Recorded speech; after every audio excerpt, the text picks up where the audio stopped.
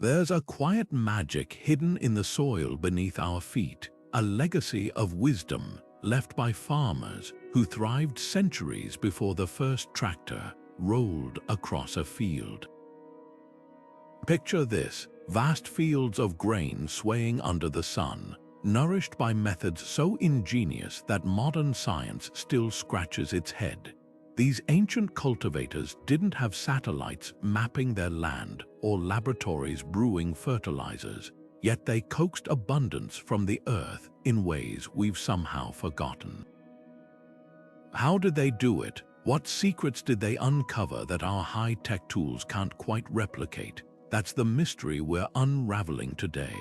Think about the last time you bit into a piece of fruit or savored a slice of bread.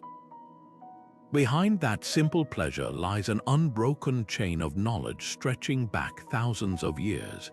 Ancient farmers weren't just planting seeds, they were master observers, alchemists of the earth who decoded nature's rhythms with nothing but patience and intuition.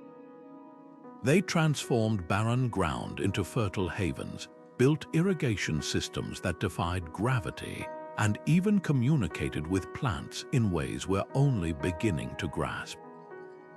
These weren't just techniques, they were acts of reverence, a dialogue between humanity and the land that modern agriculture often overlooks. So what happened to these forgotten arts? Why does our cutting-edge tech still stumble where a farmer with a wooden plow once excelled? The answers lie in 20 remarkable practices we'll explore together, each one a testament to human ingenuity.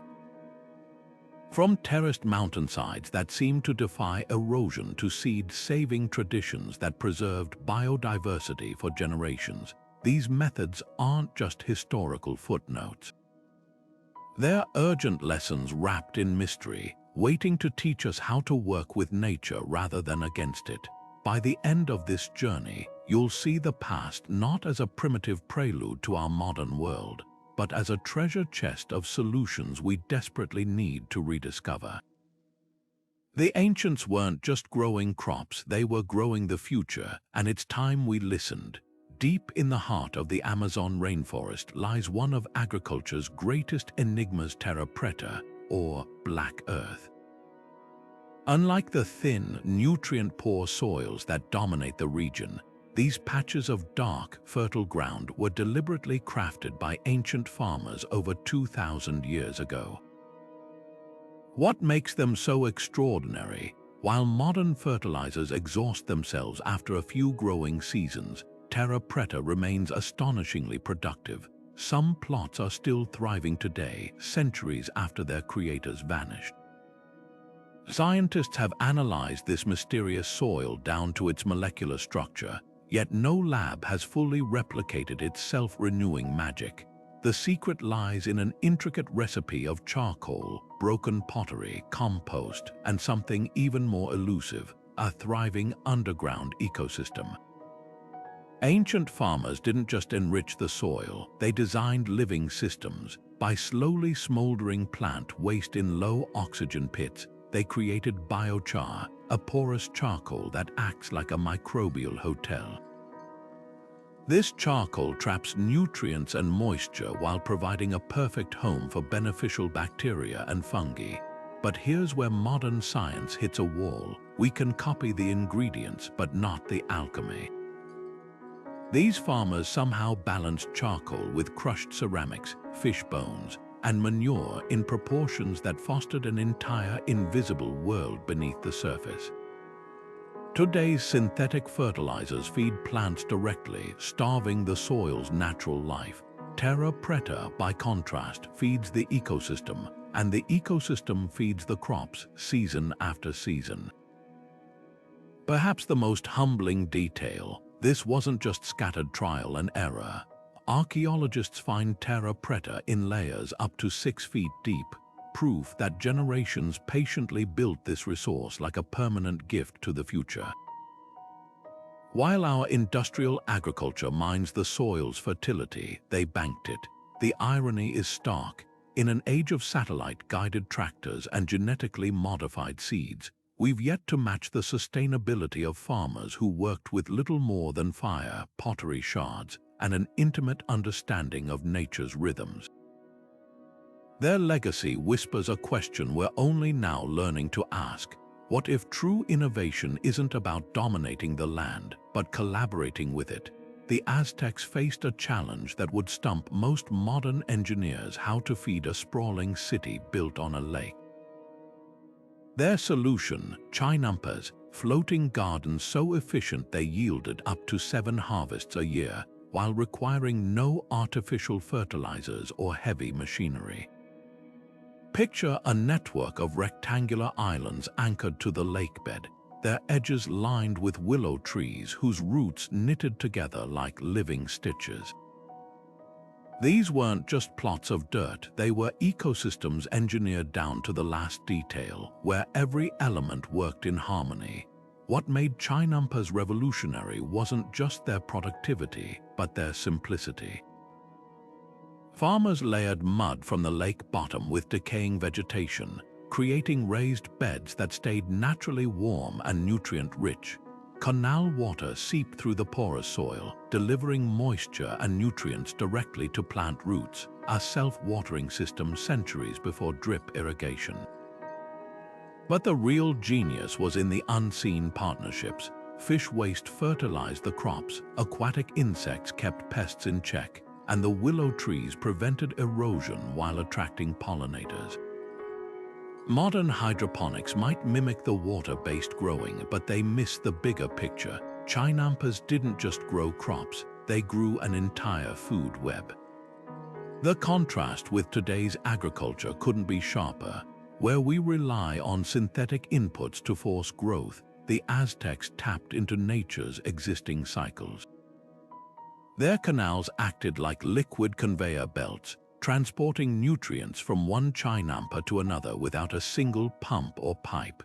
And because the system was buoyant, it adapted to seasonal water level changes, no need for complex flood controls. Perhaps most remarkably, these floating farms weren't just practical, they were beautiful. Historical accounts describe Chinampas bursting with flowers alongside maize and beans, proving productivity and biodiversity weren't mutually exclusive. So why did this masterpiece of agricultural design fade away? The answer lies in conquest and cultural disruption. When Spanish colonizers drained the lakes, they didn't just destroy farmland, they severed a 1,000-year conversation between people and water. Today, a handful of Chinampas still operate near Mexico City, not as relics but as living proof that the past holds solutions for our future. In an era of water scarcity and soil degradation, these floating gardens whisper a radical idea. Perhaps abundance doesn't come from dominating nature, but from learning its language. Among the most elegant agricultural systems ever devised, the Three Sisters planting method perfected by Native American tribes reveals a sophistication that puts modern monocultures to shame. Imagine a field where each plant not only grows for itself, but actively supports its neighbor's corn stalks, standing tall as natural trellises, bean vines weaving upward to fix nitrogen in the soil, and sprawling squash leaves forming a living mulch that locks in moisture and chokes out weeds. This wasn't just efficient farming, it was a botanical ballet choreographed over generations, where every movement benefited the whole. The genius of this trio lies in its reciprocity.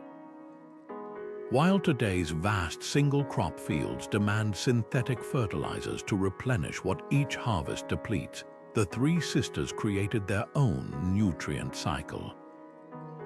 Beans, with their nitrogen-fixing roots, acted as tiny underground factories, converting atmospheric nitrogen into a form corn could use. In return, the corn's sturdy stems gave beans a path to sunlight without expensive trellises. Meanwhile, the squash's broad leaves shaded the soil, reducing evaporation and suppressing weeds, a natural alternative to herbicides, but the magic didn't stop there. Researchers now believe the prickly squash vines may have deterred raccoons and other pests, adding yet another layer of protection without a single pesticide. What's truly humbling is how these farmers observed and harnessed subtle ecological relationships we're only now quantifying with soil sensors and lab studies. They noticed how certain plants thrived together, not just physically but chemically, through root secretions and microbial partnerships. Modern agriculture often treats soil like an inert growing medium, but the Three Sisters system reveals it as a vibrant community. The Haudenosaunee, or Iroquois peoples, even embedded this wisdom in their creation stories, teaching that the plants were literal sisters who could only flourish together. The contrast with industrial farming couldn't be starker. Where a conventional cornfield might exhaust the soil in a few seasons, Three Sisters plots maintained fertility for decades. And while monocultures invite pest explosions that demand toxic interventions, this polyculture created built-in resilience. Perhaps most remarkably, the system yielded more total food per acre than growing each crop separately, a fact that defies modern agronomy's obsession with specialization. Yet for all our technological advances, we've struggled to improve on this ancient model. Large-scale mechanized farming resists such intricate planting schemes, favoring simplicity over synergy. But as farmers today grapple with climate change and soil degradation, some are returning to this old wisdom, proving that the best solutions aren't always the newest. The Three Sisters remind us that before we invented chemistry to dominate nature, we had something better: the patience to listen to it. In the blistering heat of Persia's deserts, where sunlight could evaporate an entire river before it reached farmland, ancient engineers performed what might be agriculture's greatest magic trick. They made water flow uphill without a single pump. The Kanat system, a network of underground tunnels stretching thousands of miles, transformed barren landscapes into lush oases using nothing but gravity and geometric precision. While modern irrigation loses up to half its water to evaporation and runoff, these subterranean channels delivered every precious drop directly to roots, sustaining civilizations for over 3,000 years. Even today, as solar-powered wells drain aquifers faster than rain can replenish them, some qanats still hum with water, silent witnesses to a forgotten art of balance. The brilliance of qanats lies in their deceptive simplicity. Persian engineers began by locating a mountain aquifer, often miles from where the water was needed. Then, with hand tools and an uncanny understanding of slopes, they dug a gently descending tunnel from the farmland back to the source. Every few hundred feet, vertical shafts were sunk to the tunnel below, not just for excavation, but as natural air vents that cooled the water and prevented stagnation. The result, a self-regulating system where water seeped slowly through porous tunnel walls, filtering itself as it traveled, arriving at the surface pure and perfectly chilled. Modern hydro engineers marvel at how these tunnels maintained gradients as slight as 1 foot per mile, a feat requiring surveying skills we'd struggle to replicate without laser levels. But the real miracle wasn't just the engineering, it was the foresight. Qanats weren't carved haphazardly, they followed strict communal laws ensuring sustainable use. Water shares were allocated by time rather than volume. A farmer might receive flow for 2 days a week, preventing over-extraction. Maintenance duties rotated among users, creating collective ownership that kept the system functioning for generations. Compare this to today's water wars, where powerful pumps let wealthy farms monopolize aquifers until they run dry. The Persians understood something we're relearning the hard way. True water security isn't about extraction, but stewardship. Perhaps most astonishing is how these tunnels were mapped without so much as a compass. Some historians believe engineers used stars to align shafts over vast distances, while others point to subtle clues like vegetation patterns and dew formation. Whatever their methods, the accuracy defies explanation. Many qanats still follow their original courses after 25 centuries, while modern pipelines need constant repairs.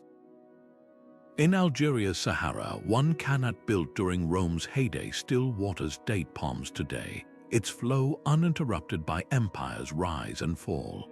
The lesson here isn't just about technology, but philosophy. Where our solutions focus on forcing nature to obey, pumping water faster, drilling deeper, the qanat whispers of working within nature's rhythms. It's no coincidence that the word Kanat shares a root with wisdom in Old Persian. In an age of climate-driven droughts, these tunnels offer more than historical curiosity. They hold a blueprint for harmony, proving that sometimes the most advanced solution is the one that leaves no trace at all. Deep in the rainforests of the Yucatan, Mayan farmers developed an agricultural rhythm so attuned to nature that it blurred the line between cultivation and wild growth. Their Milpa cycle wasn't just a farming method, it was a grand ecological symphony conducted over decades. Unlike today's scorched earth clear-cutting, the Maya practiced something far more nuanced: slash and char.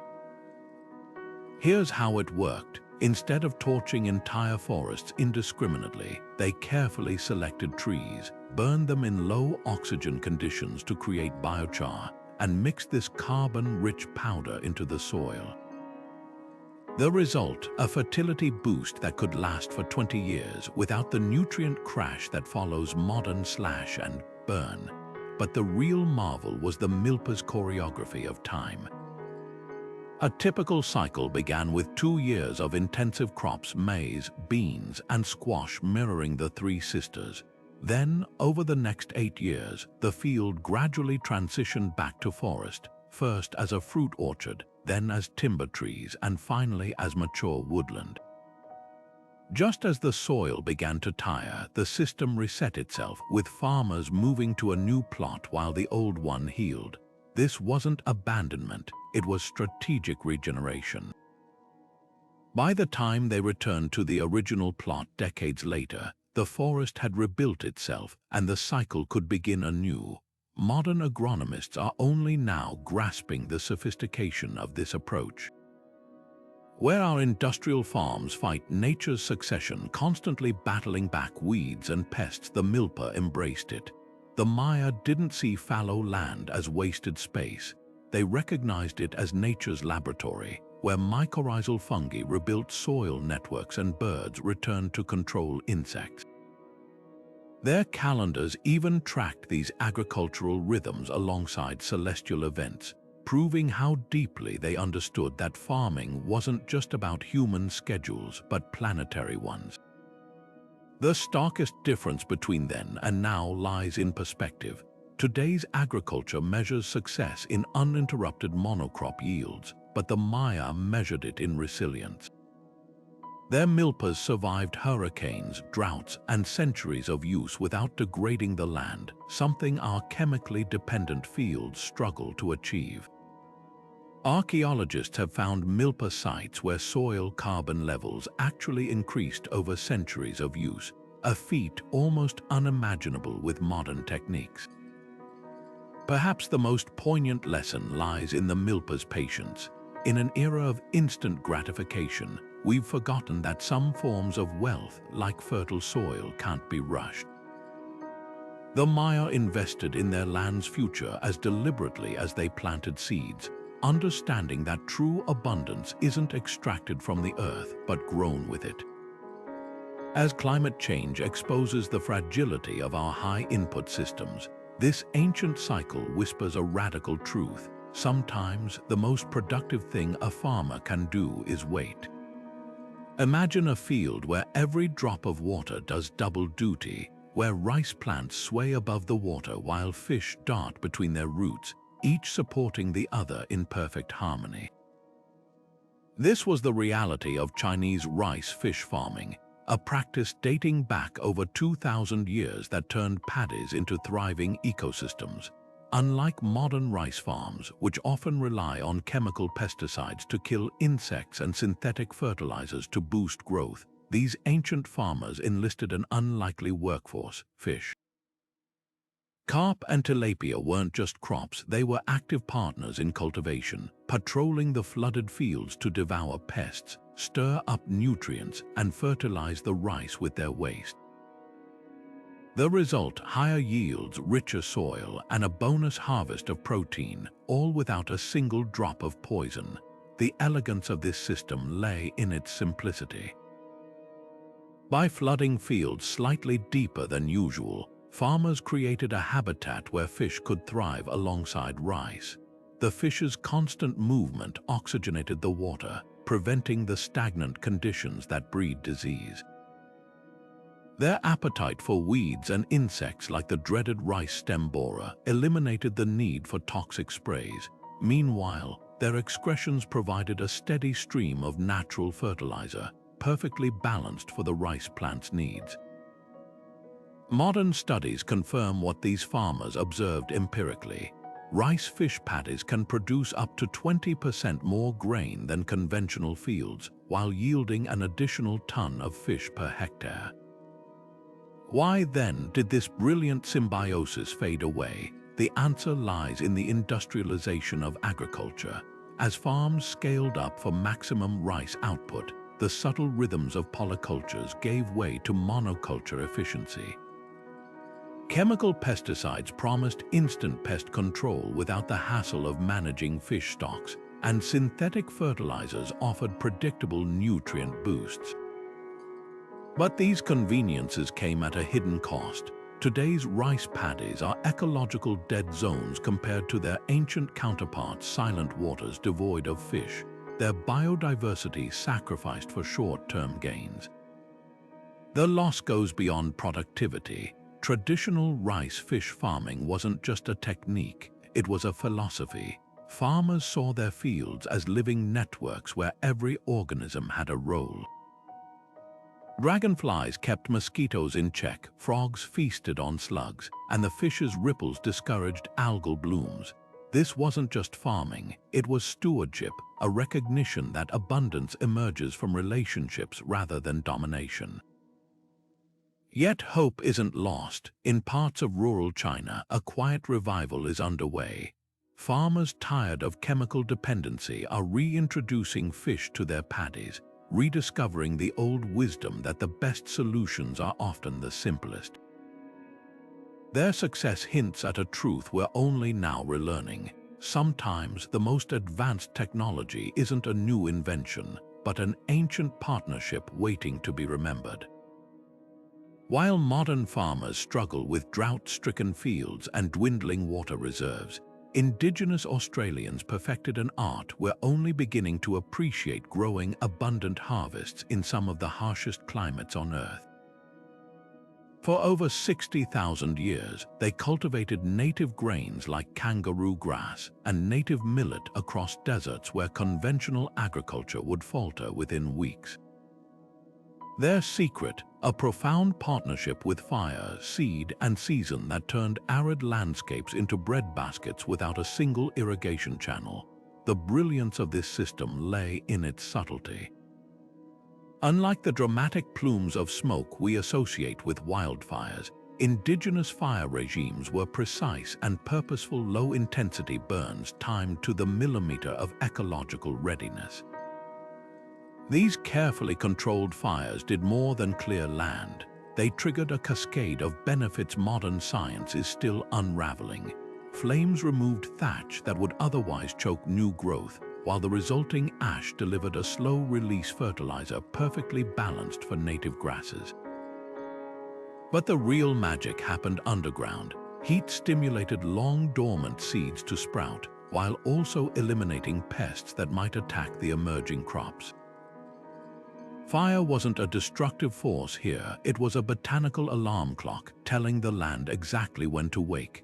Seed selection played an equally sophisticated role. Over generations, indigenous cultivators identified and propagated grasses with extraordinary drought resilience plants that could pause their growth during dry spells and rebound when rains returned.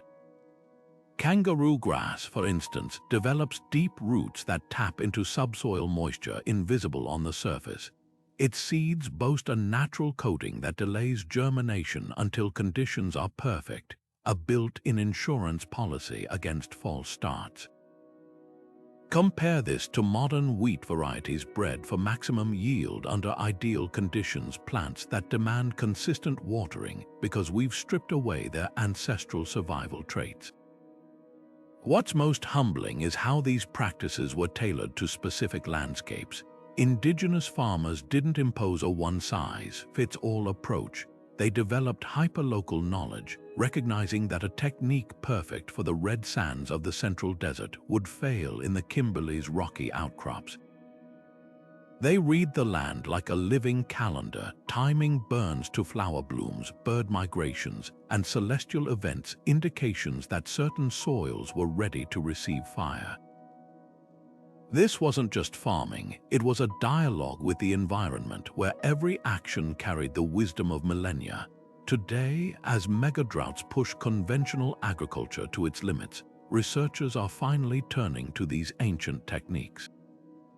Trials in Western Australia have shown that kangaroo grass requires 80% less water than wheat, while offering superior nutrition, higher protein, essential fatty acids, and gluten-free flour. Some forward-thinking farmers now incorporate cool burns to regenerate pastures, mirroring indigenous practices, yet we've barely scratched the surface of what this knowledge holds.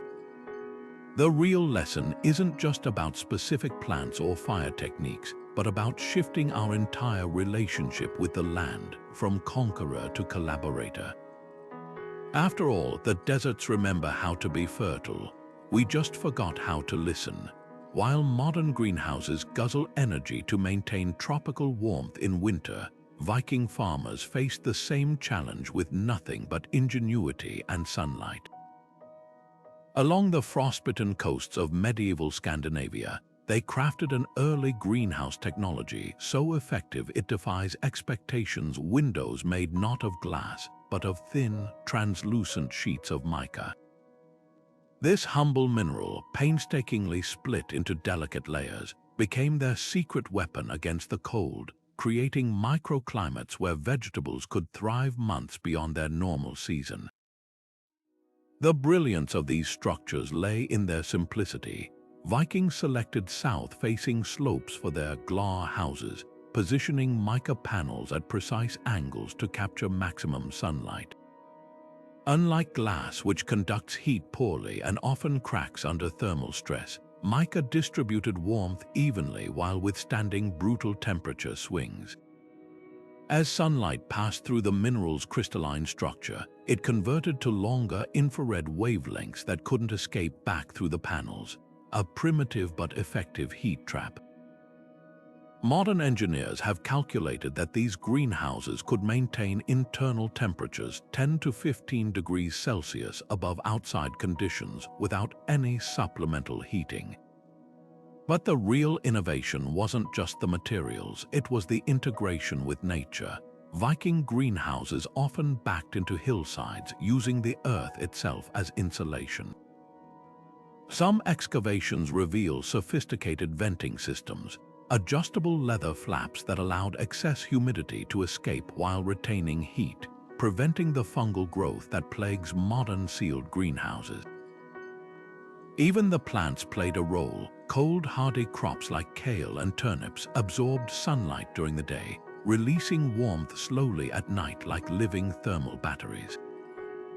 What makes this technology truly humbling is its sustainability. Today's commercial greenhouses rely on fossil fuels to maintain constant temperatures, with the Dutch horticulture sector alone burning natural gas equivalent to nearly 3 million households annually. Viking glass houses required zero external energy, just an intimate understanding of solar geometry and local materials. archaeologists have found evidence that some structures were even designed to follow the sun's seasonal path, with adjustable panels that could be tilted as the angle of sunlight changed. Perhaps the most striking lesson lies in their durability. While modern polycarbonate greenhouses degrade under UV light and require replacement every 5 to 10 years, Viking mica panels excavated after 8 centuries still retain their translucency. This wasn't just farming, it was a masterclass in appropriate technology, proving that sophistication doesn't always mean complexity. As climate change forces us to rethink energy-intensive agriculture, these ancient stone windows whisper a radical idea. Sometimes the future looks an awful lot like the past. On the wind-whipped slopes of Pacific Islands, where tropical sun and salt spray conspire against delicate crops, Polynesian farmers developed a solution as enduring as the volcanic land itself: stone mulching. Picture this: fields of taro, their broad leaves shimmering in the humidity, their roots cradled not by ordinary soil, but by a carefully arranged blanket of basalt rocks. These weren't just decorative stones, they were precision tools in an ancient thermal regulation system. Farmers would select porous volcanic rocks, heat them in controlled fires, then layer them around plants like a living insulation system. The stones absorbed daytime heat like a battery, releasing it slowly through chilly nights to create a microclimate where tropical crops could thrive in near-perfect conditions year-round. The genius of this technique went far beyond temperature control. Those same porous rocks acted like a sponge, capturing morning dew and funneling moisture directly to plant roots, a passive irrigation system that outperformed modern drip lines. Where today's plastic mulch sheets degrade into microplastics after a few seasons, these volcanic stones actually improved with time. As they weathered, they released essential minerals like potassium and phosphorus, creating a self-renewing fertilizer cycle. Erosion, a constant threat on steep island slopes, became virtually impossible under the stone's protective weight. Modern agronomists conducting side-by-side trials found taro yields in traditional stone-mulched plots matched those using synthetic fertilizers, with one critical difference: the stone systems maintained their productivity for decades without inputs. What's truly remarkable is how these farmers harnessed geothermal energy without a single mechanical device. By selecting rocks with specific densities and porosities, they created varying thermal zones within a single field. Smaller, darker stones near plant stems absorbed maximum heat, while larger perimeter rocks moderated soil temperature swings. Some evidence suggests they even arranged stones in patterns that channeled beneficial mycorrhizal fungi toward crop roots, a level of subterranean engineering we're only beginning to comprehend. The contrast with modern agriculture couldn't be starker, where we expend enormous energy pumping water and manufacturing fertilizers. Polynesian stone mulching required nothing but locally available materials and observational wisdom. Their fields needed no fossil fuels, just an intimate understanding of how to work with volcanic land rather than against it. Today, as climate change forces farmers worldwide to reconsider resource-intensive practices, a handful of Hawaiian taro growers are reviving this ancient technique not as a historical curiosity, but as a cutting-edge solution. The stones, it turns out, remember what we forgot: that true sustainability isn't about controlling nature, but collaborating with its deepest rhythms. High in the Andes, where thin air makes every breath a struggle and temperatures swing from scorching to freezing in hours, Inca farmers performed what might be called culinary alchemy.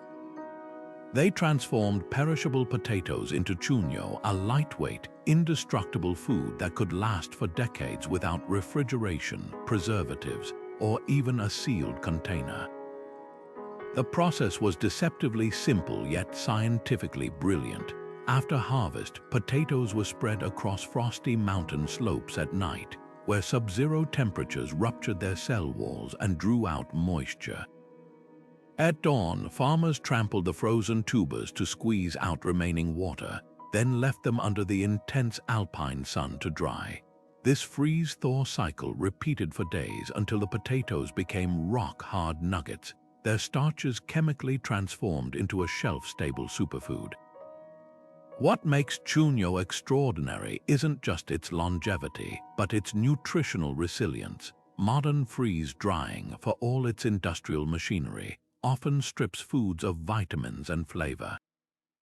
But the Inca method, a slow dance between mountain climates and human intuition, preserved not only calories but vital nutrients.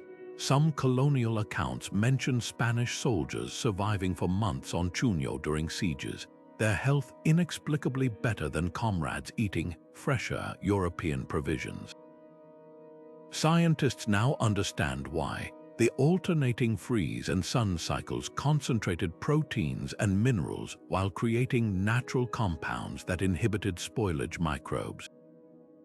The result was a food that outlasted empires. Archaeologists have found edible Chuneo in tombs sealed for centuries, yet the real marvel lies in the system's scalability. Unlike today's energy-hungry dehydrators that require factories and fossil fuels, the Inca technique scaled from a single family's crop to state-level storage networks. Terraced mountainsides became sprawling open-air processing plants, with different elevations offering microclimates for perfect drying. Community labor turned preservation into a social event where knowledge passed between generations as naturally as the mountain winds. Compare this to modern supply chains. A single power outage can spoil warehouse inventories, while Chuneo stockpiles needed nothing but dry air to remain intact. So why did this climate-smart solution fade into obscurity? The answer reveals a cultural blind spot. European colonizers dismissed Chuneo as peasant food, favoring wheat and other imports that demanded unsustainable irrigation in the highlands. Industrial agriculture later prioritized perishable varieties that yielded more per acre, but required refrigeration, locking farmers into dependency on infrastructure. Today, as climate change threatens global food storage systems, Andean communities are reviving Chuneo not as a relic, but as a lifeline. NASA has even studied it for future Mars missions, recognizing what the Inca knew all along. Sometimes, the most advanced technology isn't invented in labs, but refined by generations of farmers reading the whispers of wind and frost. The lesson here transcends potatoes, where modern science often seeks to conquer natural forces. Fighting cold with heaters, battling spoilage with chemicals. The Inca worked with elemental rhythms, turning environmental extremes into allies. Their primitive technique achieved what our factories still struggle to replicate: sustainable preservation that costs nothing but patience and pays dividends across generations. In a world racing to develop high-tech solutions for food security, perhaps we're overlooking the simplest answer, written not in code, but in the frozen soil of the mountains. In the parched lands of the Sahel, where the advancing desert swallows fields whole, African farmers perfected an art of survival with nothing more than a digging stick and handfuls of manure. The Zai Pit, a deceptively simple hole no larger than a dinner plate, became their weapon against drought, a tiny fortress where crops could thrive while the surrounding earth baked barren. Unlike modern irrigation that floods entire fields only to lose precious water to evaporation and runoff, these pits worked with surgical precision. Each one acted as a miniature oasis, concentrating every drop of rain and nutrient where it mattered most, directly at the plant's roots.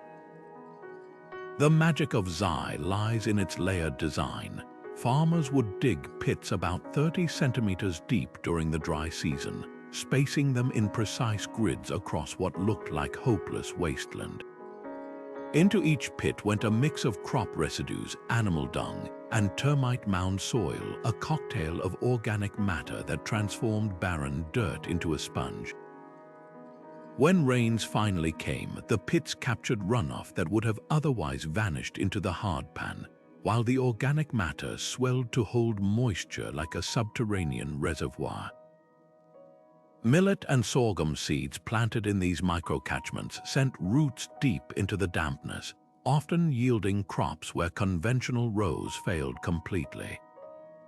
But the real breakthrough came underground. Termites, attracted by the organic buffet, tunneled through the pits, creating natural irrigation channels that aerated the soil and carried moisture even deeper. A free workforce modern agronomists would pay millions to replicate. What's astonishing is how this humble technique reversed ecological collapse. In Burkina Faso's Yatunga region, where decades of conventional farming had turned fields to dust, Zai Pits brought back not just crops but entire ecosystems. Vegetation returned, cooling the microclimate and attracting rain-bearing winds. Birds and insects followed, enriching the soil further. Within 5 years, some villages saw crop yields triple without a single imported fertilizer bag or diesel-powered well. Compare this to industrial-scale irrigation projects in the same region, massive dams and canals that drained aquifers while leaving downstream farms salt-poisoned and useless. The contrast reveals a painful irony. While Western experts spent decades promoting high-tech solutions to African drought, the most effective tool was hiding in plain sight. Zai Pits required no loans for expensive machinery, no fossil fuels to maintain, just knowledge passed from grandmother to granddaughter. Their success wasn't measured in yield per acre alone, but in generations fed and landscapes healed. Modern agriculture often treats symptoms, pumping more water when crops thirst, while Zai Pits addressed the root cause, soil so degraded it couldn't hold life. Today, as climate change turns once fertile regions into dust bowls, researchers are finally decoding Zai's secrets. Satellite imagery shows how pit-farmed areas retain more greenery during droughts, their patchwork of micro-habitats resisting desertification like a coral reef against ocean waves. Scientists now understand that the pits mimic nature's own survival strategy, the way baobab trees create nutrient-rich pockets in savannas, or how desert shrubs foster islands of fertility in their shade. But perhaps the most valuable lesson isn't about technique at all. It's about perspective. Where modern agriculture sees weakness in small-scale methods, Zai Pits prove that sometimes the mightiest solutions come in the smallest packages, and that fighting desertification doesn't always require conquering the land, just knowing how to listen to it. The vineyards of ancient Rome would baffle any modern winemaker. Instead of orderly rows of vines strung on metal wires, picture grapes cascading from the branches of living trees like botanical chandeliers. This was Arbusum, a method where farmers trained grapevines to climb poplars, elms, and even fruit trees, creating layered ecosystems that produced superior wine with none of today's chemical interventions. While contemporary vineyards battle fungal infections with synthetic sprays and replace corroded trellises every decade, the Romans relied on nature's own scaffolding, a system so resilient that some of these living vineyards still thrive today, 2,000 years after they were planted. At first glance, it seems counterintuitive. Wouldn't trees compete with vines for sunlight and nutrients? Yet the opposite proved true. The Romans recognized something modern agronomy often misses. Plants don't just tolerate neighbors, they actively communicate with them. Grapevines climbing trees enjoyed natural pest control. Birds nesting in the branches devoured insects that would otherwise swarm the grapes. The tree canopy acted like a precision thermostat, dappling sunlight to prevent sunscald while allowing just enough warmth to perfect sugar levels. Below ground, the partnership deepened. Tree roots stabilized soil moisture, preventing the drought stress that plagues modern monoculture vineyards, while their fallen leaves recycled nutrients in a self-sustaining loop no fertilizer bag could match. Flavor was the ultimate testament to this system's brilliance. Roman writers like Columella raved about Arbustum wine's complexity, noting hints of wild herbs and honey absent from trellised varieties.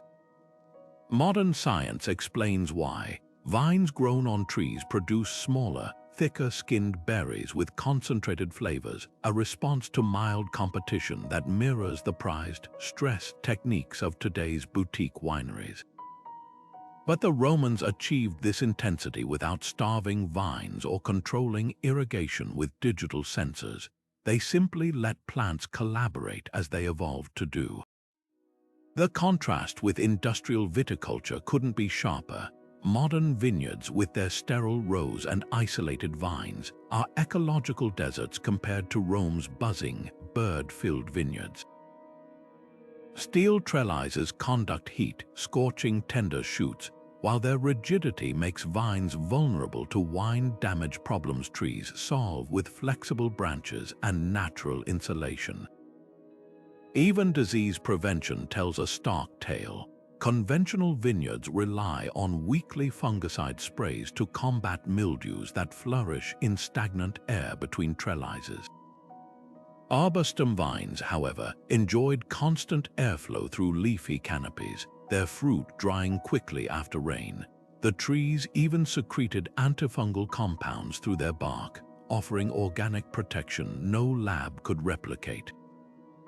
Perhaps the most profound lesson lies in the Romans' view of their vineyards not as factories but as communities. They interplanted herbs to repel pests, legumes to fix nitrogen, and fruit trees to diversify harvests, a stark contrast to today's single-crop expanses. When Mount Vesuvius buried Pompeii's vineyards in ash, archaeologists found evidence of this polyculture everywhere. Fig roots tangled with grapevines, walnut leaves preserved alongside clusters of grapes. These farmers understood that robustness came from relationships, not isolation. Now, as climate change forces winemakers to rethink their methods, a handful of pioneers are reviving Arbustum not as nostalgia, but as cutting-edge science. In Portugal's Alentejo region, vintners report that tree-trained vines withstand heatwaves far better than trellised ones, their roots tapping into deeper water reserves. Italian researchers studying ancient Arbustum sites discovered microbial networks in the soil so vibrant they've dubbed them the wood wide web, fungal highways shuttling nutrients between trees and vines. The Romans couldn't have explained the biology, but their vineyards hummed with its benefits. In the end, their secret wasn't just a technique, it was a philosophy. Where modern agriculture sees plants as solitary producers to be managed, Roman farmers saw them as collaborators in a living tapestry. Their vineyards whisper a truth we're only now relearning. Sometimes the most advanced technology isn't invented, it's inherited from an era that understood nature speaks in partnerships, not monologues. Along the sun-baked banks of the Nile, where modern grain silos would require massive air conditioning units just to keep mold at bay, ancient Egyptian engineers crafted storage systems so effective they rival today's technology without a single watt of electricity. Their beehive-shaped granaries, rising like geometric anthills from the desert floor, held a secret modern science is still unraveling, the art of passive preservation. These conical mud brick structures weren't just containers, they were living systems that breathed with the seasons, maintaining ideal conditions for grain to survive droughts, floods, and even decades of neglect. The genius of these granaries lay in their marriage of form and function. The thick mud walls acted like a thermal battery, absorbing daytime heat slowly enough that interior temperatures barely fluctuated, a stark contrast to today's metal silos that turn into ovens under the sun. But the real magic happened in the subtle details. Small vents near the base allowed cool night air to sink in, while warm, moist air escaped through a central chimney at the peak. This created a gentle convection current that prevented humidity from ever reaching the danger zone where fungi thrive. Archaeologists have found grains in these structures still edible after 40 years, their nutritional value remarkably intact. Modern experiments trying to replicate these conditions in climate-controlled labs often fail to match such longevity. What's truly astonishing is how the Egyptians harnessed physics they couldn't possibly have understood in modern terms. Without knowledge of thermodynamics or microbial science, they perfected angles and airflow patterns that today's engineers calculate with computational fluid dynamics. The conical shape wasn't just aesthetic, it minimized surface area exposed to direct sunlight while maximizing internal air circulation. Some granaries even incorporated straw mixed into the mud bricks, creating microscopic air pockets that regulated humidity like a natural dehumidifier. Compare this to today's energy-hungry silos, where fans and chillers run constantly to combat the very problems these ancient designs solved effortlessly.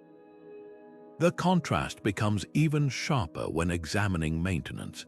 Modern grain storage demands constant monitoring, temperature sensors, humidity alarms, and frequent chemical fumigation. Egyptian granaries needed none of this. Their designs leveraged the local environment so precisely that seasonal winds became part of the preservation system. During the dry Khamsin winds, extra air channels would open automatically as the mud bricks contracted, boosting ventilation exactly when the grain needed it most. In flood season, the same bricks would swell slightly, sealing gaps against moisture. This wasn't just architecture, it was biomimicry before the word existed, with structures that responded to their surroundings like living organisms. Perhaps the most humbling lesson lies in their sustainability. Where today's concrete and steel silos require constant repairs and eventually become toxic waste, Egyptian granaries were made entirely of earth materials that could return to the Nile's banks as harmlessly as they came. When a granary reached the end of its life, farmers simply moistened the bricks back into mud, reshaping them into new structures without a single scrap of landfill. This cyclical thinking extended to their contents too. Grain was rotated communally, with older stocks used first in a system so efficient that famines rarely occurred despite the region's climatic extremes. Now, as climate change forces us to rethink energy-intensive food systems, researchers are turning to these ancient designs for inspiration.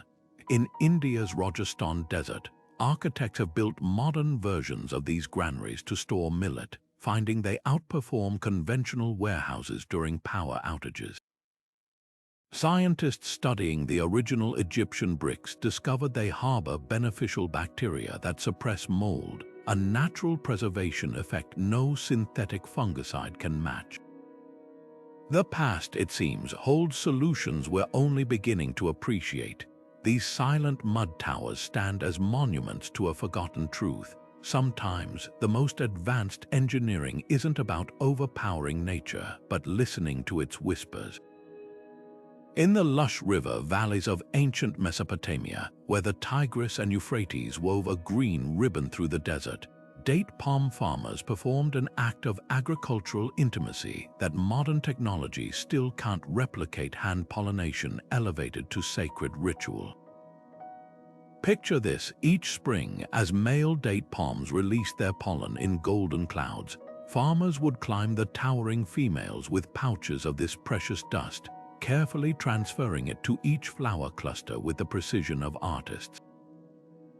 But this wasn't mere botany, it was a ceremony steeped in cultural wisdom, where every gesture carried generations of observation and respect for the tree's rhythms. Today's drone pollination systems, for all their whirring efficiency, struggle to match the reliability of these ancient methods, begging the question: what secret knowledge have we lost in our rush to mechanize? The Mesopotamians understood something modern orchards often overlook. Date palms aren't just plants but personalities. Their pollination rituals varied by palm variety, region, and even individual tree temperament. Some female palms demanded pollen at dawn when humidity softened their flowers' receptivity. Others needed multiple applications timed to the moon's phases, a practice modern scientists now suspect aligned with subtle sap flow variations. Farmers spoke of shy and bold trees, adjusting their techniques accordingly. This wasn't superstition, it was acute biological observation disguised as tradition. Contemporary studies reveal that hand-pollinated dates develop more uniformly, with fewer malformed fruits than drone-treated ones, suggesting these ancient growers detected nuances our sensors still miss. What truly set their methods apart was the holistic approach. Before pollination, farmers would sing or recite specific phrases to the palms, a practice ethnobotanists believe reduced vibration stress on the trees.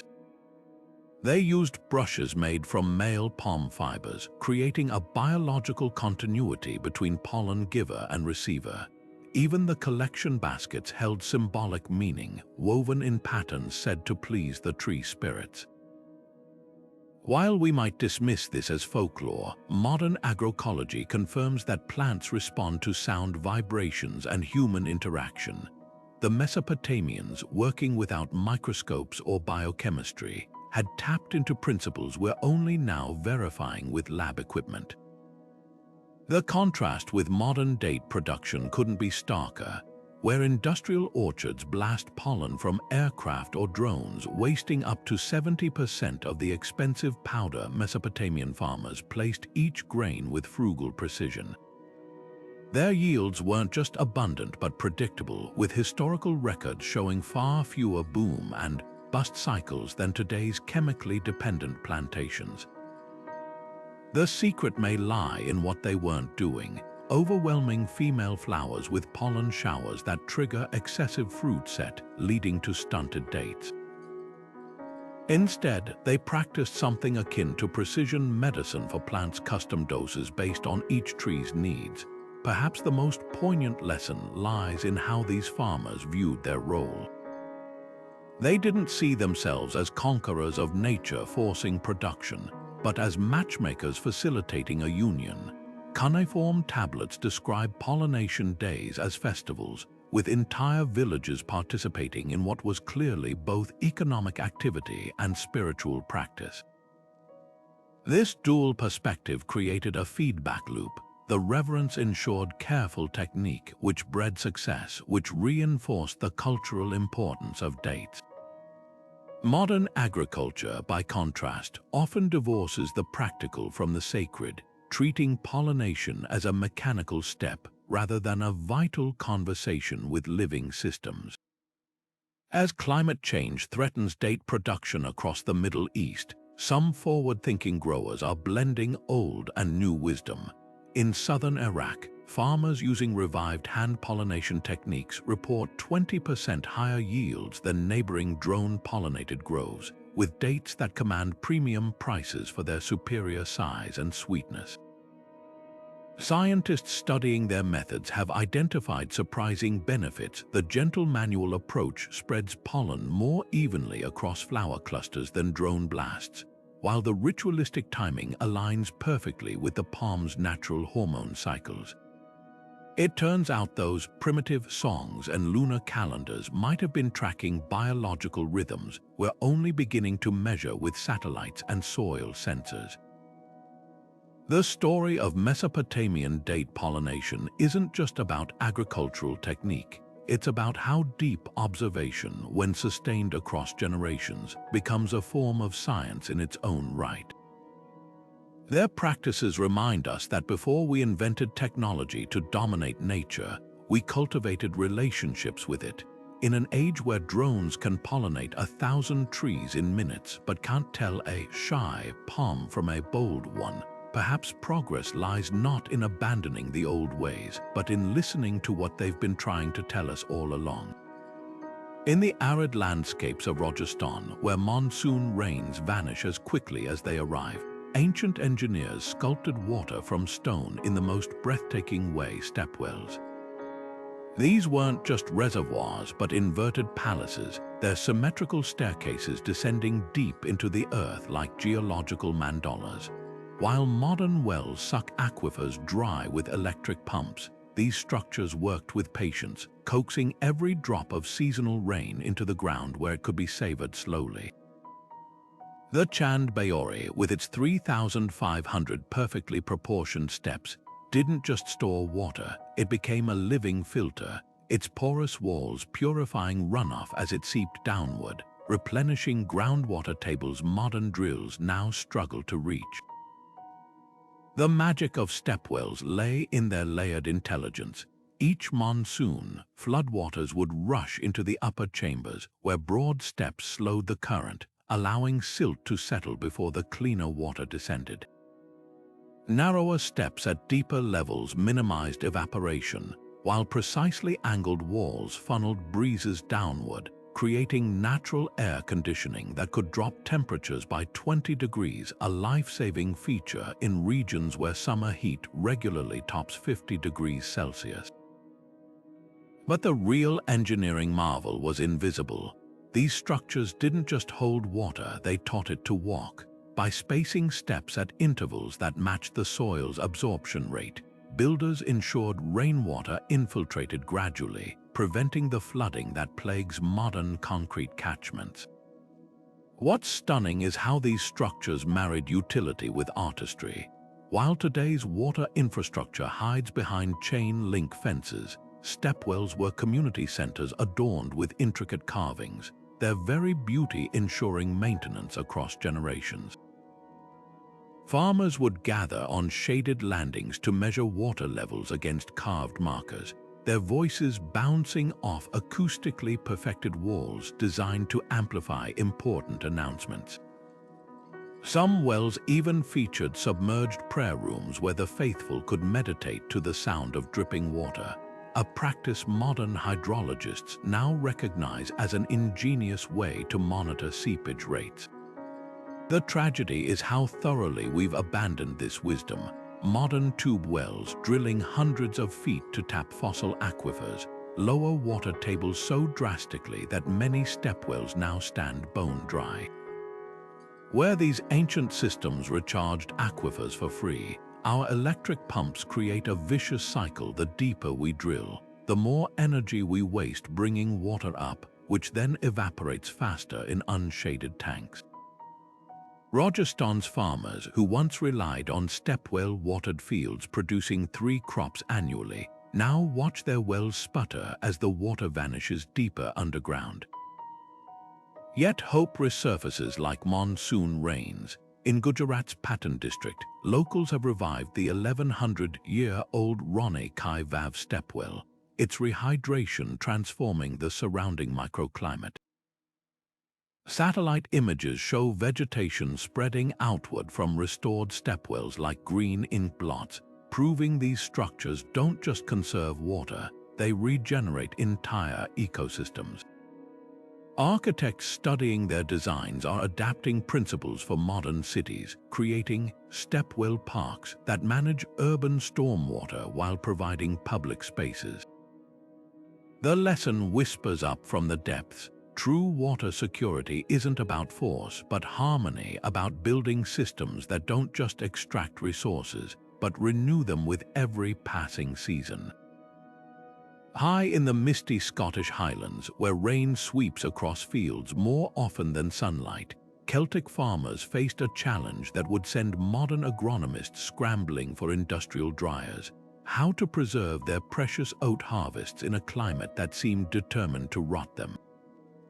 Their solution, stone kilns so elegantly simple that they've been hiding in plain sight for centuries, disguised as unassuming grassy mounds dotting the countryside. These weren't just drying racks, they were climate-controlled sanctuaries where grain could defy the damp for months without a single chemical preservative or watt of electricity. The brilliance of these kilns lay in their layered design. Farmers would dig a fire chamber into a hillside, lining it with heat-retaining stones that radiated warmth long after the flames died down. Above this, a perforated stone floor allowed hot air to rise gently through thin layers of oats spread across its surface, not roasting them but coaxing moisture out grain by grain. The real masterstroke was the thatched roof, adjustable like a living thermostat. On drizzly days, it could be lowered to trap heat during rare dry spells, raised to invite breezes that carried dampness away. Modern engineers have calculated that these kilns maintained a perfect 40 degrees Celsius for days using nothing but the thermal mass of local stone and careful fuel management. What's truly remarkable is how these structures turned environmental challenges into advantages.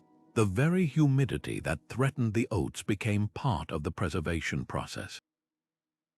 As warm air rose through the grain, it created a natural convection current that pulled in fresh air from below, a self-regulating system that prevented mustiness without any moving parts. The Celts even harnessed their constant enemy, the wind, by siting kilns where prevailing gusts would stoke the fire's airflow. Today's industrial grain dryers, guzzling propane at alarming rates, achieve similar results only through brute force energy consumption.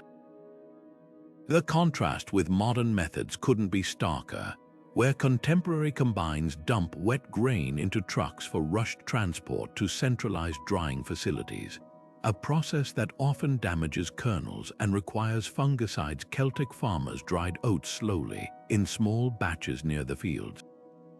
This not only preserved flavor and nutrition but created a natural buffer against mold outbreaks that can ruin entire silos.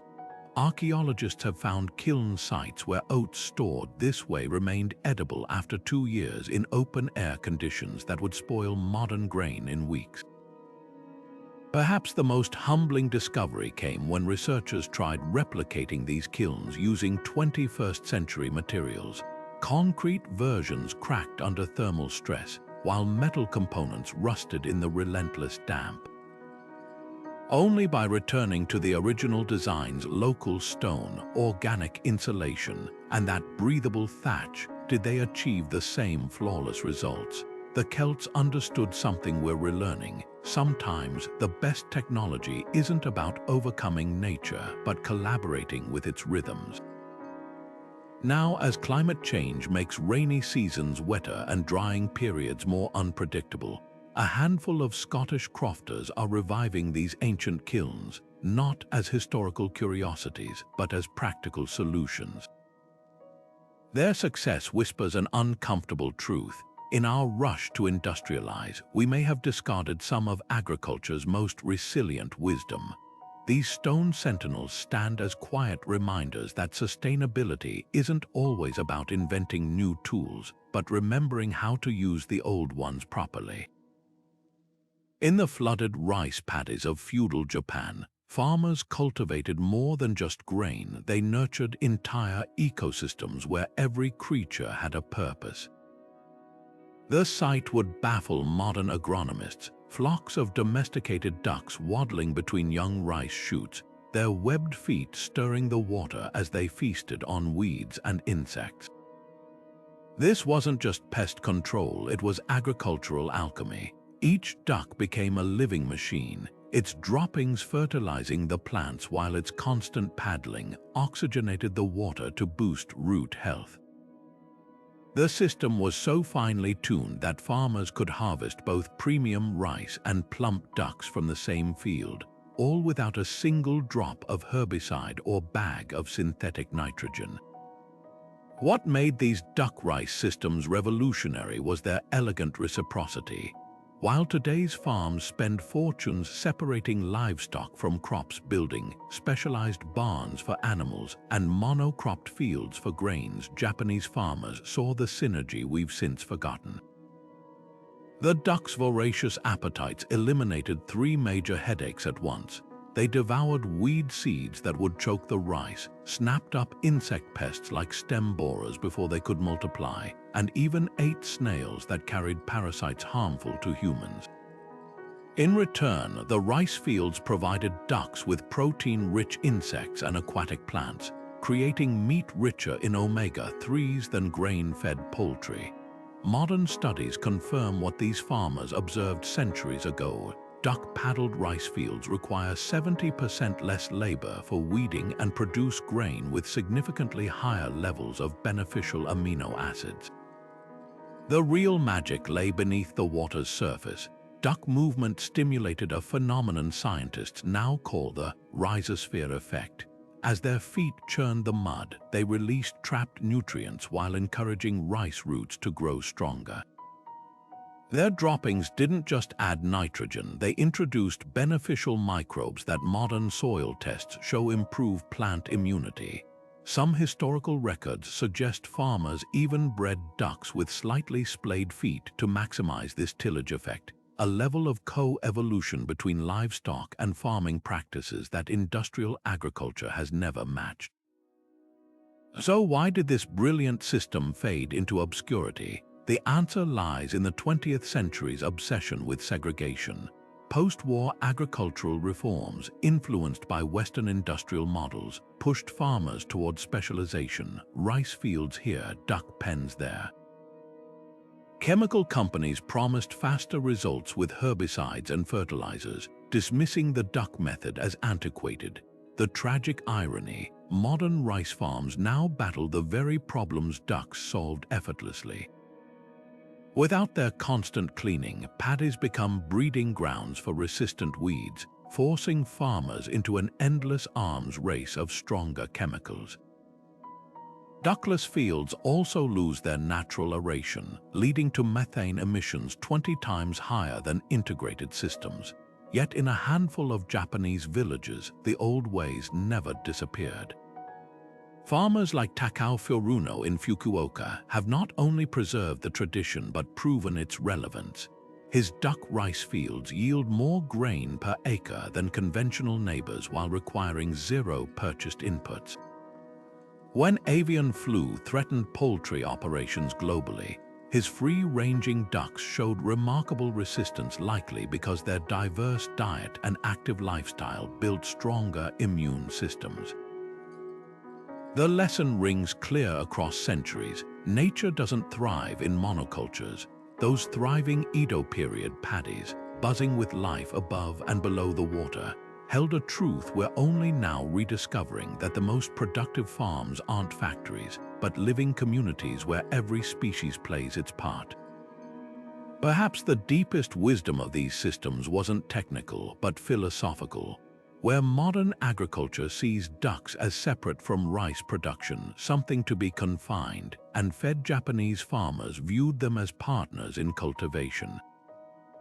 Their records speak of the duck's work with the same respect as human labor, recognizing that animals could contribute intelligence we simply hadn't learned to harness. As climate change and resource scarcity force us to rethink industrial farming, these ancient paddies offer more than nostalgia. They present a blueprint for abundance that nourishes both land and livelihood. The ducks, it turns out, knew how to farm better than we ever realized. We just stopped listening to their quiet quacks of wisdom. There's a place in the Andes where farmers turned vulnerability into strength, not by fighting nature, but by redesigning it. The Waru system, a labyrinth of raised planting beds encircled by water-filled trenches, transformed some of the most punishing farmland on Earth into a climate-proof oasis. Picture this: on the high plains around Lake Titicaca, where frost bites 9 months a year and droughts scorch the rest, ancient cultivators sculpted the earth into precise geometric patterns. Each planting mound stood just high enough to escape waterlogging during floods, while the surrounding canals stored warmth like liquid blankets, radiating heat upward to shield tender crops from killing frosts. Modern agronomists visiting these fields have measured temperature differences of up to 8 degrees Celsius between Waru beds and conventional flat fields, enough to make the difference between harvest and hardship. What makes these earthworks extraordinary isn't just their engineering, but their adaptability. Unlike modern monocrop fields that demand perfect conditions, Waru embraced fluctuation. In wet seasons, the canals diverted excess water like miniature moats, preventing root rot. When drought parched the land, those same channels became moisture reservoirs, slowly releasing water through capillary action as the soil dried. But the real stroke of genius was biological. Farmers stocked the canals with edible fish and aquatic plants, creating a polyculture that recycled nutrients naturally. Fish waste fertilized the crops, while crop residues fed the aquatic ecosystem, a closed loop that required no imported inputs. Today's farms, by contrast, often rely on underground aquifers for irrigation, pumping them dry until the land sinks. The secret to Waru's success lay in its microclimate alchemy. The water's high specific heat capacity meant it absorbed sunlight all day, then released warmth gradually through cold Andean nights. This created a protective thermal bubble over the fields, like an invisible greenhouse without walls. Modern climate-controlled agriculture spends fortunes replicating this effect with plastic sheeting and propane heaters, while these ancient farmers achieved it with nothing but mud and foresight. Archaeologists have found Waru sites that supported continuous cultivation for over 2,000 years, a sustainability record that puts today's rapidly degrading farmland to shame. Perhaps the most humbling discovery came when researchers tried reviving abandoned Waru in the 1980s. After just 3 years, yields of quinoa and potatoes on the rehabilitated fields doubled compared to nearby conventional plots, with no added fertilizer. The system's water efficiency was even more startling. It used 30% less irrigation while producing more consistent harvests through both floods and droughts. Contemporary farmers watching these results faced an uncomfortable truth. Their great-grandparents had mastered climate resilience long before the phrase entered modern agronomy textbooks. What modern agriculture overlooks is Waru's true innovation.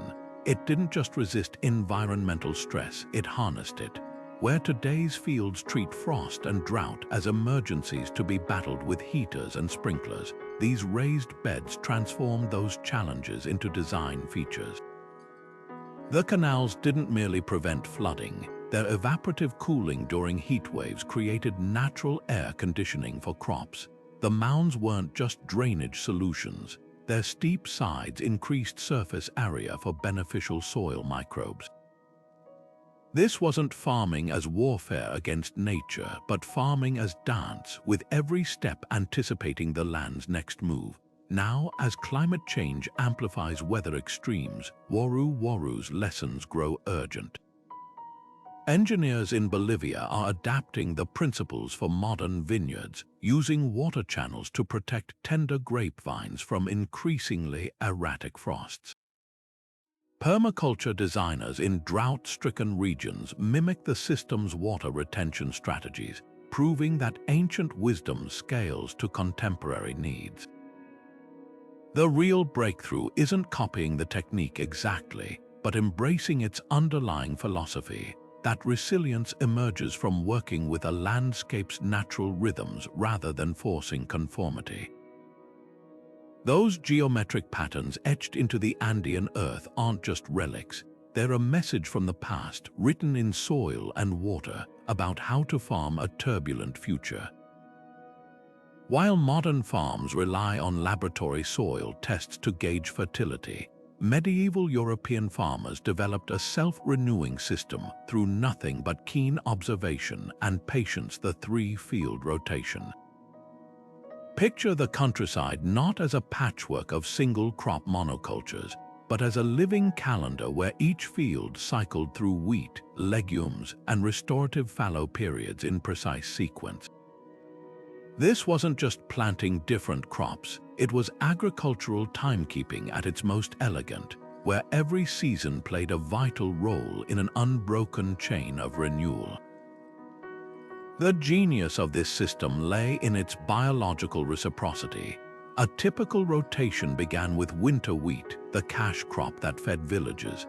The following year, the same field would transform into a nitrogen factory as farmers sowed peas, lentils, or vetches legumes whose root nodules harbored bacteria capable of converting atmospheric nitrogen into plant food.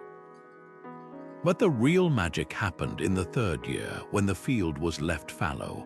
Unlike modern interpretations of fallow as mere idleness, medieval farmers actively managed these resting plots, grazing livestock whose manure enriched the soil while their hooves aerated it. By the time the cycle returned to wheat, the land wasn't just rested, it was rejuvenated, its fertility banked like compound interest. What's astonishing is how precisely these rotations aligned with ecological realities we've only recently quantified. Modern soil science confirms that the medieval 3-year cycle perfectly matched the nitrogen depletion rates of cereal crops and the recovery capacity of legume-fallow combinations. Without spectrometers or soil probes, these farmers detected subtle changes in weed growth, crop vigor, and even the flavor of harvested grain, all indicators we now know reflect microbial activity and nutrient levels. Their almanacs recorded which fields produced bread with superior rise or ale with better foam retention taste tests that inadvertently tracked soil health. The contrast with modern agriculture couldn't be starker.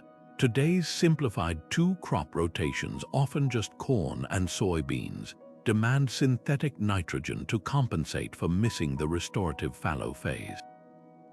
Where medieval systems built organic matter over time, our intensive practices depleted, requiring ever more inputs to maintain yields. Archaeologists have excavated medieval farm sites where the soil carbon levels actually increased over centuries of use, while contemporary counterparts struggle with degradation after just decades. Perhaps the most profound lesson lies in how these rotations fostered resilience. By diversifying crops across time rather than space, medieval farmers ensured that no single pest or disease could decimate their entire harvest. A wheat-killing fungus might strike one field, but the legumes and fallow plots broke its life cycle naturally. Modern monocultures, by contrast, create all-you-can-eat buffets for pathogens, then spend fortunes on pesticides to fight the inevitable infestations. Now, as regenerative agriculture seeks solutions to our soil crisis, some farmers are returning to extended rotations, not as historical reenactment, but as cutting-edge science. Trials in France have shown that reintroducing a fallow year with targeted cover crops can reduce fertilizer use by 40% while increasing drought resistance. The past whispers an uncomfortable truth. Sometimes the most advanced technology isn't a new invention, but an old rhythm waiting to be remembered, a rhythm written not in lab reports, but in the turning of the seasons and the quiet wisdom of those who learn to listen. Deep in the deciduous woodlands of North America, long before the first European settlers felled trees for farmland, indigenous peoples practiced an art of cultivation so subtle it was invisible to untrained eyes: forest gardening. These weren't cleared fields with regimented rows, but thriving ecosystems carefully curated to produce food while leaving the canopy intact. Imagine walking through what appears to be wild forest, only to discover the understory teeming with edible plants, nut-bearing hazels shading berry bushes, medicinal herbs carpeting the ground, and vine-draped trees heavy with fruit. This was agriculture disguised as wilderness, a symphony of species selected and placed with generations of ecological wisdom. The brilliance of these food forests lay in their layered design. Unlike modern orchards that bulldoze entire ecosystems to plant single crops, indigenous gardeners worked vertically. Tall nut trees like chestnut and hickory formed the upper canopy, their leaves filtering sunlight to create dappled shade perfect for mid-level pawpaws and persimmons. Below these, shrubs like blueberries and currants thrived, while ground covers like wild ginger and ramps blanketed the soil. Even the underground layer was cultivated, with edible tubers and mushrooms woven through the root networks.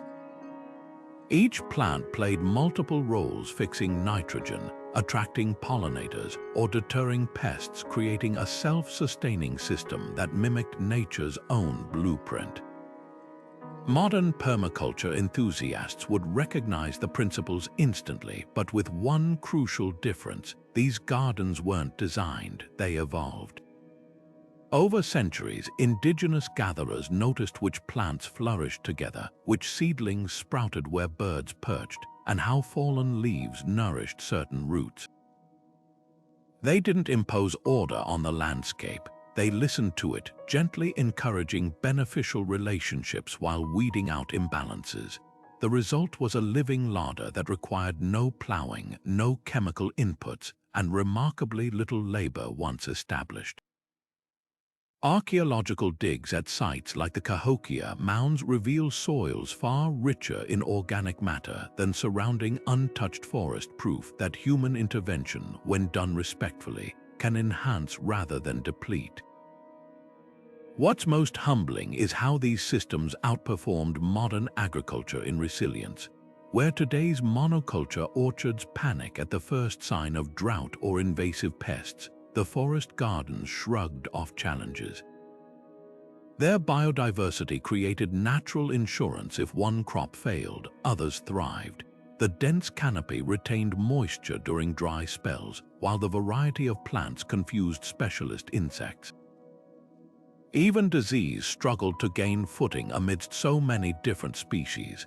Colonial accounts marveled at how native communities remained well-fed while European settlements starved during crop failures, never realizing the wilderness they dismissed was actually a meticulously managed pantry.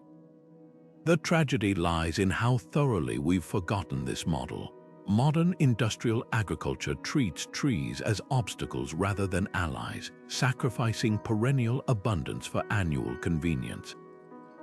A typical apple orchard today is an ecological desert compared to these ancient food forests, rows of identical trees dependent on chemical sprays, their roots isolated from fungal networks that once nourished them.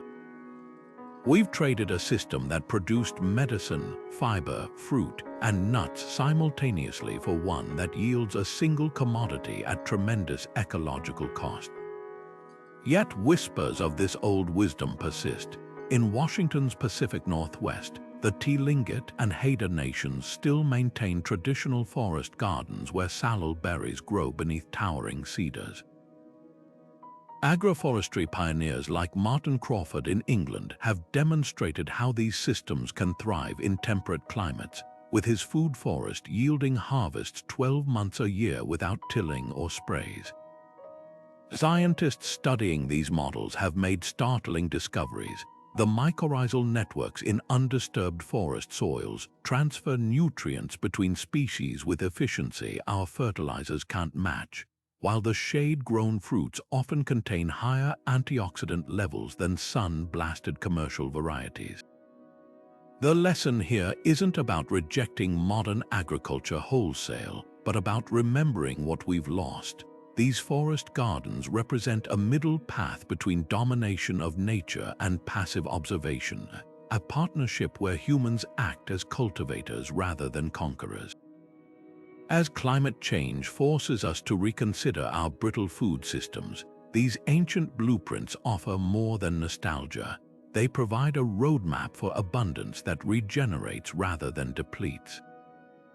The trees have been waiting patiently for us to remember. All we have to do is look up.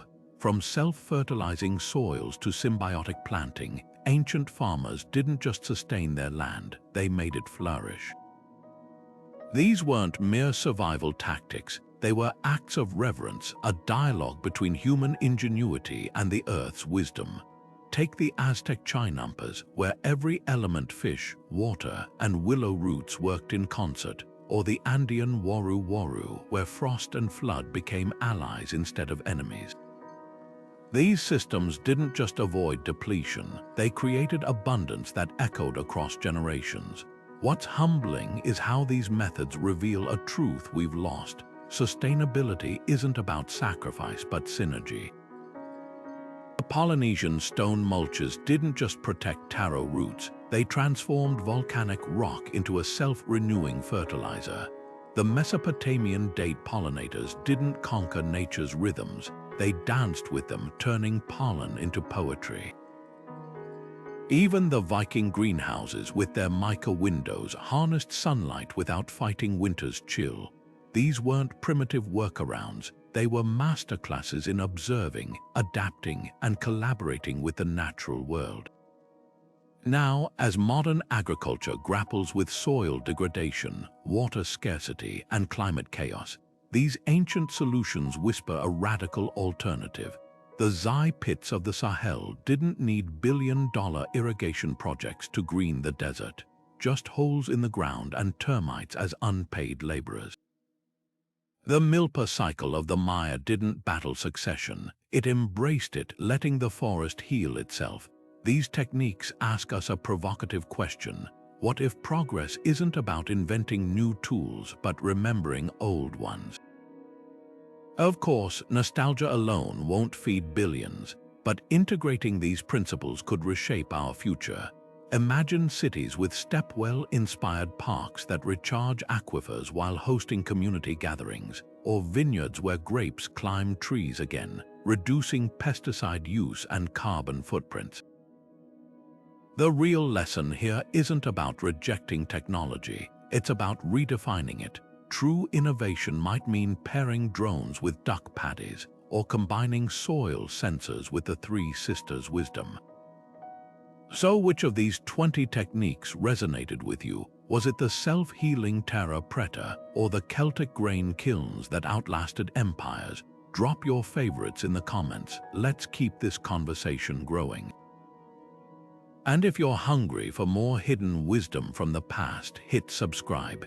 History isn't just a record of what we've done, it's a toolbox for what we could do next. The ancients left us more than ruins, they left us a roadmap. All we have to do is follow it.